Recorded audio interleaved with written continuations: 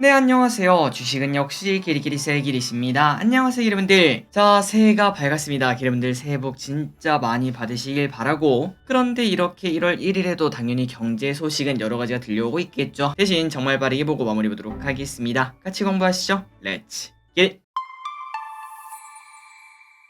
자, 첫 번째 소식을 보도록 하겠습니다. 일단 덕담, 덕담 한번 나눠보도록 할게요. 자, 여러분들 일단 모든 것보다 가장 중요한 거는 복입니다. 1번으로는 가장 건강하시길 진심으로 바라고, 그리고 두 번째로는 스트레스 없는 대인관계 및 회사 생활 되시길 바라며, 마지막으로 세 번째로는 주식 등 여러 가지에서 대박 터뜨리시길 바랍니다. 그리고 개인적으로 올해 목표는 50만 유튜버를 한번 도전을 해봐야겠다. 지금 하는 것도 뭐 열심히 하고 있긴 하지만 조금 더 열심히 해서 다양한 컨텐츠를 만들어서 많은 사람들이 찾아오게 하는 그런 유튜버가 한번 되어봐야겠다라는 생각을 하고 있고, 그리고 제 계좌 수익률 올해는 정말 운이 좋게도 아시다시피 증시가 나쁘지 않지 않았겠습니까? 게다가 또 제가 좋아했던 로봇주가 많이 올라서 운 좋게도 100%가 넘는 수익률을 달성을 했는데, 올해도 꼭꼭꼭 달성한 한 해가 되었으면 좋겠네요. 다음으로 5030 계좌도 조금 더 공격적으로 투자해서 이제는 안정적인 걸 벗어나 여러분들에게 조금 더 좋은 모습을 보여줬으면 좋겠고, 그리고 건강검진도 한번 다 받아보고 싶습니다. 제 나이 때는 어디까지 받아야 될지 모르겠지만 어쨌든 한번 쓱 검사를 해보고 싶고, 또한 운동도 새로운 운동을 하나 시작해보고 싶고, 그리고 마지막으로 늘 그랬던 것처럼 이때까지 단 한 번도 어긴 적이 없죠. 1일 1 영상 하기, 이거를 계속하는 등의 목표를 잡고 올 한 해도 열심히 해보도록 하겠습니다. 자, 기대분들도 여러가지 목표가 있으실 것 같은데 그 목표 전부 다 이루는 한 해가 되길 진심으로 바랍니다. 자, 다음입니다. 바로 보도록 하겠습니다. 올해 가장 중요한 변수가 뭔지 보도록 할게요. 일단 세 가지가 있을 것 같습니다. 첫 번째는 금리 인하 시기, 3월이냐 아니냐, 이게 매우 중요할 것처럼 보입니다. 일단 시장에서는 3월 인하 가능성을 무려 90% 가까이 보고 있다고 하는데, 만약에 3월이 아니라면 당연히 충격을 받을 수밖에 없겠죠.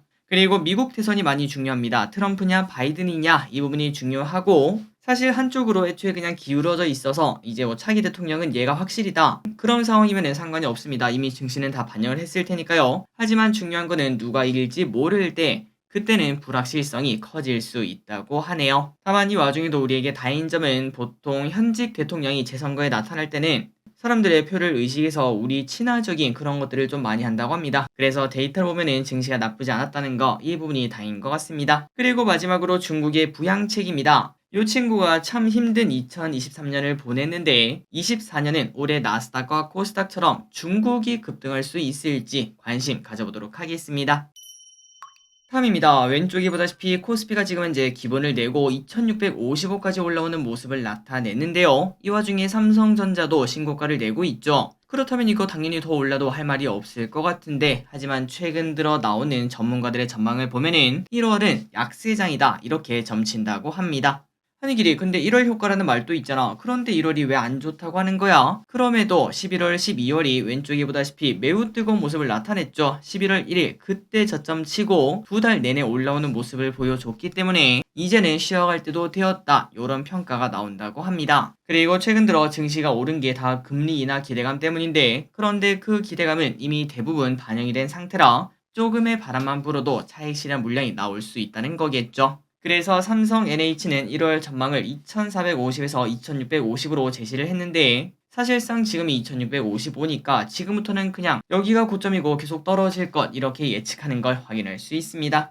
자, 어떻게 될지 모르겠습니다. 당연히 뭐 단순 조정은 충분히 나타날 수 있다라고 저도 생각하고 있지만, 그럼에도 생각보다 더 올라갈 수 있다라고 생각하는 이유는 일단 지금 흐름이 매우 좋습니다. 둘 다 신고가를 내면서 쭉 올라가는 모습이죠. 그런 상황에는 보통 관성이라는 게 있기 때문에 사람들의 매수가 몰리게 되고, 그 다음에 또 삼성전자가 8만전자가 코앞 아니겠습니까? 그런 상황이다 보니까 투자 심리가 절대 나쁠 수가 없다고 생각하고, 그리고 중요한 건 이겁니다. 지금이 공매도 금지 상태라는 거, 만약에 공매도가 있었다면은 이렇게 증시가 오르기는 조금 힘들다고 보지만, 하지만 공매도 금지, 이러한 카드를 우리가 등에 업고 있기 때문에 생각보다 더 강할 수 있다, 이런 가능성도 저는 분명 있다고 생각합니다. 다만 중요한 건 이거겠죠. 이게 뭐 3천까지 한 번에 가진 않을 겁니다. 그렇기 때문에 이 정도 올랐고 조금씩 더 오를수록 혹시나 내가 조금은 비중 조절을 하고 싶다, 그리고 하락하고 난 다음에 다시 사고 싶다. 그런 욕심이 있다면은 뭐 예를 들어 삼성전자가 1% 오를 때마다 5%씩 정리하고 나중에 또 떨어지면 5%씩 다시 사는 그런 전략을 선택하는 거는 우리의 자유 그리고 또 실력이다 보니까 여러분들이 고민하셔서 좋은 결정 내리시면 될 것 같습니다. 개인적으로는 쭉쭉 올랐으면 좋긴 하겠지만 그런데 오른쪽으로 조금 기어가는 모습이 나타날 수도 있지 않을까라는 생각을 하고 있어요. 다음입니다. 잊지도 않고 또 왔네. 갑자기 애플카 소식이 살짝 나왔습니다. 다시 애플카가 26년에 출시된다 이러한 이야기가 나왔다고 하는데요. 그 이유가 뭔가 바로 경쟁자인 화웨이와 샤오미 두 회사가 전기차를 공개하다 보니까 더 이상 애플도 늦추지 않을 것 이런 전망이 나온다고 합니다. 게다가 중요한 거는 이미 애플은 마음만 먹으면은 지금 현재 모든 파트너가 준비가 되어 있는 상태다 보니까 그래서 언제 출시가 되어도 이상하지 않은 상태라고 하네요. 자, 과거에 애플카 소식이 나왔을 때 LG전자가 상한가를 간 적이 있었습니다. 올해 초 대박 떡밥은 개인적으로 온디바이스 AI 이쪽이라고 생각하는데 혹시나 애플카 관련 이쪽에서 어떤 소식이 나올지 그리고 플러스 자율주행 이 두 개 섹터도 한번 관심 있게 봐야 될 것 같습니다. 다음입니다. 새해부터 바뀌는 것. 자, 새해부터 바뀌는 것들이 많습니다. 어떤 것들이 바뀌는지 간단하게 보자면은 일단 1월 5일부터 수의사가 2인 이상인 동물병원은 11개 항목에 대해 진료비를 사전 게시를 해야 된다고 합니다. 그러니까 이제 동물 키우시는 분들은 다 아실 거라고 생각해요. 병원 가면 가장 걱정되는 게 돈이죠. 사실 뭐 부르는 게 값이다 보니까 조금 걱정이 되는데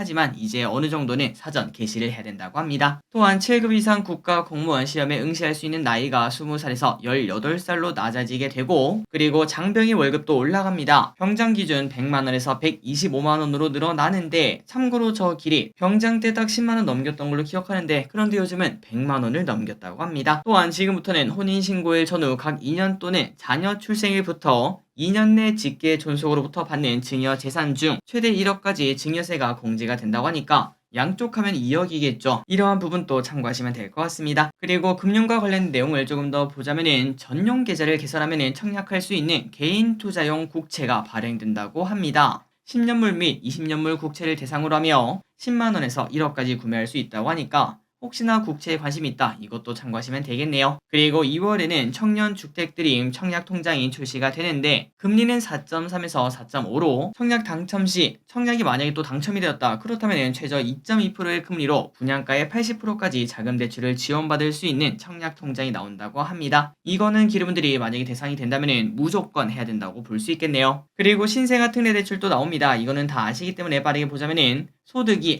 1.3억 이하라면은 소득에 따라 1.6에서 3.3% 금리로 대출을 받을 수 있습니다. 자, 새해에는 이러한 혜택들 기르분들이 또 많이 누리시길 바라고 그리고 혹시나 못 누리신다 그렇다면은 여러분들에게 딱 맞는 그러한 혜택이 꼭 나오기를 바랍니다. 다음입니다. 태형건설 워크아웃 후폭풍. 건설사가 앞으로 더 어려워질 수 있습니다. 새해부터는 층간소음 규제 때문에 건축 원가가 더 오르게 된다고 하며 태형건설 워크아웃 때문에 다른 건설사들의 자금 조달도 현재 어렵다고 하네요. 그래서 이런 상황이다 보니까 일반 주택 소비자들의 심리도 얼어붙을 수 있다고 하며 건설업이 도미노로 쓰러질 수 있다 이러한 심리가 반영되면 수요도 줄고 결국은 집값도 떨어지게 되고 또다시 건설업이 또 나빠지는 그러한 순환고리가 만들어질 수 있다고 합니다. 그래서 전문가들의 시각으로는 당분간은 건설업에 눈보라가 칠 것 이렇게 말한다고 하네요.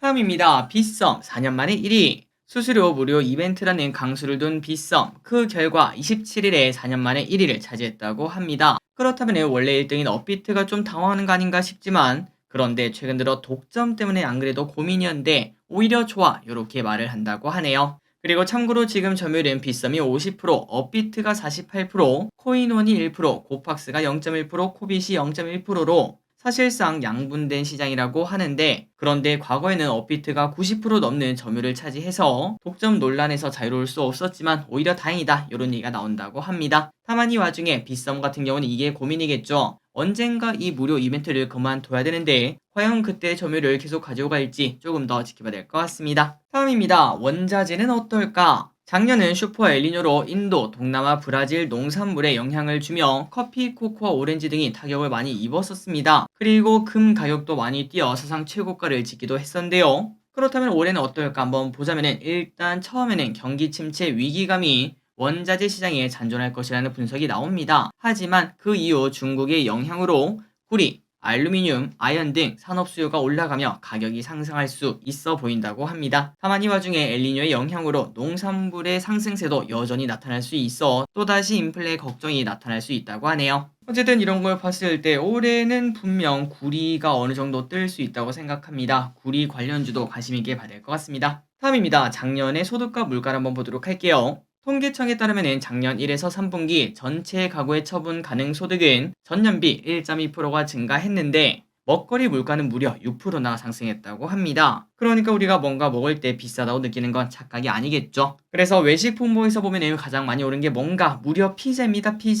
피자가 11%로 가장 높은 상승률을 보였고 가공식품 품목에는 드레싱, 잼 등이 20%가 넘는 상승률을 보였다고 합니다. 그리고 농축수산물에서 눈에 띄는 것은 생강이 무려 80%, 사과 24% 이렇게 오른 바 있다고 하네요. 그래서 상황이 이렇다 보니까 저소득층은 먹는 거는 무조건 써야 되는 돈 아니겠습니까? 그래서 물가 부담이 더욱더 커지는 걸 확인할 수 있습니다. 다음입니다. 중국도 결혼 나이가 늦어지는 중 결혼 정년기로 여겨지는 20대 중후반 청년의 2명 중 1명은 미혼이라고 합니다. 우리나라 이야기인가 봤더니 그게 아니라 중국이라고 합니다. 그러니까 중국도 결혼 기피 풍조가 확산되어 가며 우리를 따라오는 걸 확인할 수 있죠. 그래서 데이터를 보자면은 20대 후반의 미혼율이 51%에 달하며 3034의 미혼율도 18.4%나 된다고 합니다. 게다가 초혼 연령도 2010년에는 24살이었는데 그런데 20년 기준 딱 10년이 지나니까 28.6세로 높아졌고 지금은 더 높아졌겠죠. 그렇다면 중국은 어떤 부분을 문제점으로 보나 봤더니 치열한 취업 경쟁이 있다고 합니다. 청년 실업률이 역대 최고치를 찍으며 취업난이 가중되자